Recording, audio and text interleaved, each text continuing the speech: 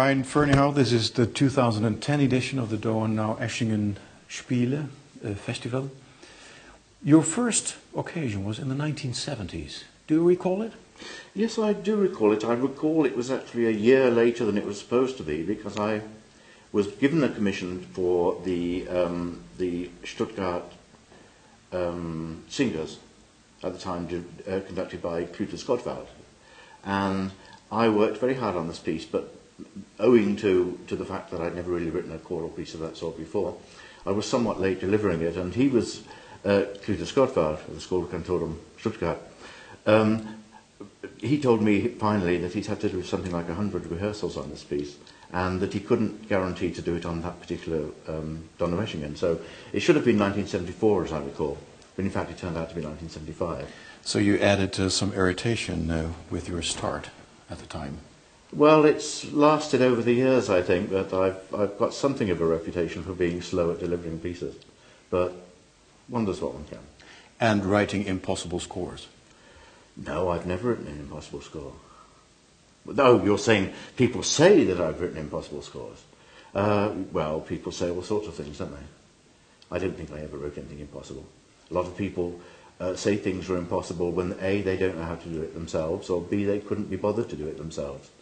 And many of my students have written things which they've not researched in advance, and of course that's just a question of experience. Say, oh yes, well you did this funny noise in one of your pieces, but why shouldn't I write the same funny noise? And I'd say, because you don't know how to make it. It's the duty of contemporary composers, in my view, to understand the mechanics of sound production on whatever means they're employing, be it the oboe or be it electronics. And so if something is impossible, there are two possible reasons why that is. One is that you can't do that multiphonic, there's no fingering which will produce that particular group of sounds. And secondly, that it might be that this group of sounds is actually producible, but you can't produce it in combination with another group of sounds. In other words, the fingering combinations, the motion of the fingers between this chord and that chord, it's too complicated, for instance. So what one has to do is to get some experience. A lot of composers start with the piano and never seem to learn anything else. But, you know, you've got 10 fingers, but fingers aren't very intelligent. They do what they've done before. They don't do anything original. So you've got to have a brain behind them which will decide what parts of that of practice which already exists will be used in the future in combination with something slightly more innovative. So if anybody says to me something of mine is impossible, I'd say, in what respect is it impossible? Is it impossible because it's too fast? Is it impossible because it's in combination with something else? Or is it in itself innately impossible? And I don't think I write innately impossible things. No. What young musicians are able to do now compared to 40 years ago is striking. It's very striking. I have to say that when I first began and worked with some soloists, people like Peter Eötvös, the flutist, for instance, these people were of the same age as myself. They were people who were very idealistic with respect to the sort of music that could now be written. And they were determined to help bring this music about, and I worked with these soloists and they became friends, and we've been friends ever since.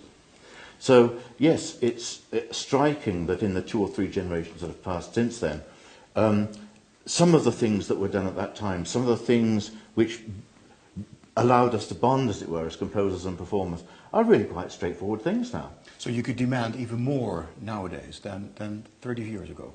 I would say so, although I wouldn't put any emphasis on that. I would say, yes, it shows that the teaching and the learning have become incredibly goal-oriented, and that many of the things that I demand as extremities back at the beginning are now quite normal, and why not indeed? However, I would say that young performers these days who play contemporary music are extremely dedicated people, and there are more of those about now than there were 30 or 40 years ago. You might find 1 or 2 soloists ready to play something other than Poulenc or Johann Sebastian Bach. Really nice composers, but if we're talking of contemporary music, it doesn't help very much. What has Donaueschingen meant for you at the start of your flourishing career as a composer? Well, you know, composers never think their careers are flourishing. So It's very difficult to say. Meeting a lot of people, I would say, was one of the good things. You know, I lived in this area, not in the Hochschwarzwald, but I lived in Freiburg and Basel and so on, so I know the area very well. And it's a very musical area. And when you're younger, I think, there is a slight problem, which is there is a hierarchy. And there's a hierarchy of the senior and the junior. And in those days, there were perhaps fewer composers than there are now, and certainly fewer people to play them. So there was a large amount of power invested in a certain small number of people, be they festival organisers, be they performers, be they a couple of very influential composers whose pupils are always played. That sort of thing is perfectly natural. I think things have opened up much more now. And when I began, yes, you had this performance and then people kept their eye on you, shall we say. But it was a very informal procedure. I was never aware of things coming about as a consequence directly of Donaueschingen, for instance. But I'm sure they did. And now you are a senior, and you can look back on 3 decades, 4 decades of Donaueschingen Festival. Has the festival changed? Yes, it has. I think every festival has to change. Things like Darmstadt have had to change. Various national festivals have become more national or less national since the fall of the Berlin Wall, for instance. The dynamics, I think, of Donaueschingen have stayed remarkably the same, perhaps because it's a very small place and you see the same people every time. But it depends how often you come, I think. I've been now quite often in the last 6 or 8 years. Every 2 years I've turned up for one reason or another. But earlier on, I came perhaps once every 10 years. And as a definitely not senior, as you might put it, person, I was relatively shy. I didn't mix into the sort of politics of things. So you wandered around on the edge and you saw the big monsters doing their thing. In the meantime... Who were the big monsters for you? Oh, they'd be performers or composers, but I remember coming in 1973-4, seeing Stockhausen's Trans, for instance, which, quite remarkable, first performance. And... oh, yes, one saw Globocar this year, or Cargill that year. And these people, one didn't put oneself in, however ambitious one might be, never put oneself directly in sort of personal competition with them. So, and the same is true of performers. You work with people like the Kontarskis, who are always present, for instance, and many, many other people also. So I think one of the things that has changed about Donaueschingen is that it's become much more open to style differences. It's become much more, from my standpoint, it's become much more a positive sort of communicational experience. And that's partly a function of growing older, of course. But it's also, I think, that generations of radio directors have changed. I think that what makes contemporary music has changed. And it's much less hierarchical in the sense of everybody making a horrible face when they see some talented new composer coming along. They think it will disturb their particular advantages. I don't think that really now, as far as I see it, is such a big deal. I mean, there are many, many more young composers who have access to Donaueschingen under the age of 30, for instance, than was the case before. And just as the older generation has gotten much more old, it's gotten smaller, and you find yourself somehow at the top of the age heap.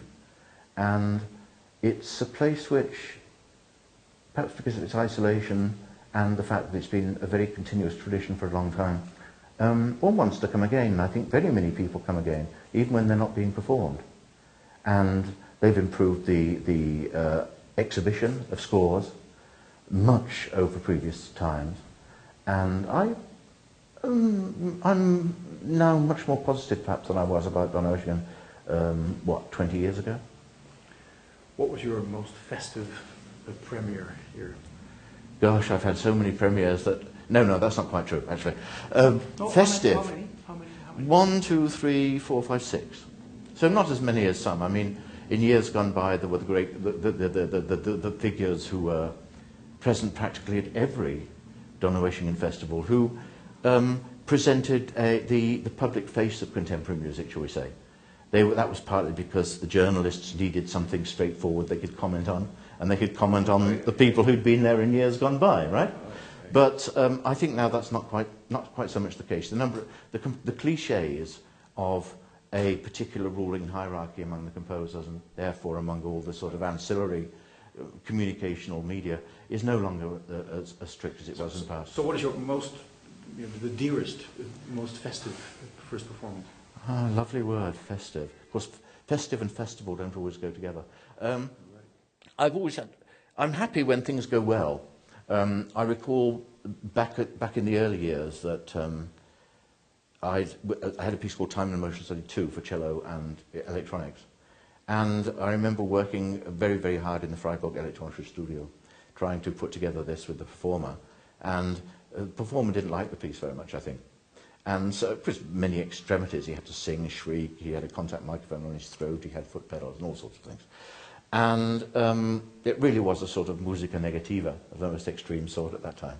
So that was one where, I guess, one of my most extreme experiences. 10 years later, we had the somewhat different experience of my Carceri d'Invenzione for quite a large sort of evening-filling cycle. And that was given its first complete performance here at Donaueschingen. And that was a quite different experience. I was working with different media. I had Hervin Arditi on solo violin. I had Roberto Ferriciani on flute. And it was a question of putting it together. And of course, one gets very nervous when large bodies of performers and somewhat complex sequences of works have to be brought together in a particular way. So, yes, that was a very intense, I can't say festive, but that was a very intense experience. And was there a scandalous one? Scandalous not meaning or standing for a performance when things go wrong? Not at Donaueschingen, I don't think, although the performance of my big orchestral piece, Plötzlichkeit, 4 years ago was somewhat close to the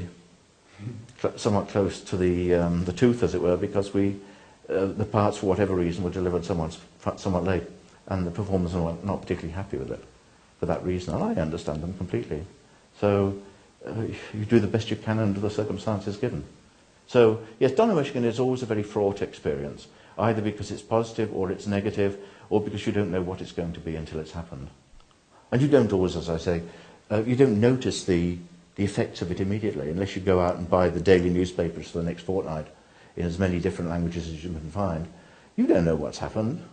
Happened in the sense of it being, oh, yes, the press recognises this as a great piece. Ah, yes, this is this year's composer.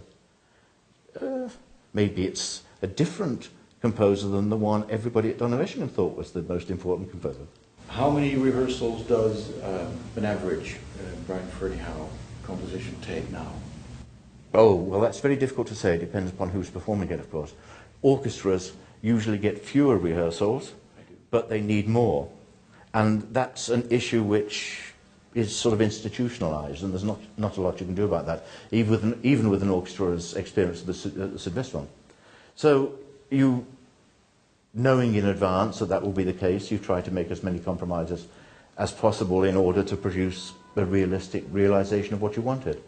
But certainly you get someone like the Arditi Quartet. They're very, very used to working independently of each other. They prepare their parts, they rehearse the materials in advance, they give the composer list of questions or corrections. And so when they come together, and all four of them, it's a much quicker process than one might imagine. So I did in Freiburg now, at the beginning of the week, 2 days of rehearsals. That meant 3 hours or 4 hours a day, working with them. One general rehearsal here a few days ago, and that was it. But of course we know each other very well, and when you have a particular compositional idiom, it doesn't matter what the problems were in that particular piece, what you were aiming at. There is always a sort of substrate of continuity, and so you do a certain sort of figure, you create a certain sort of texture. The performers in advance can very well intuit what your general intention is. And so the composer doesn't really need that much input finally into the actual production. Has the festival commissioned you for the coming years? Well, there's been some talk of doing something in 2014, but I don't really like to talk about these things in advance because you don't know. As you get older, you realise that you've got to get down to it and write a bit more music. So I don't know. I hope so, certainly. I like to keep in touch with Donaueschingen, and it's something I've visited now for almost 35 years.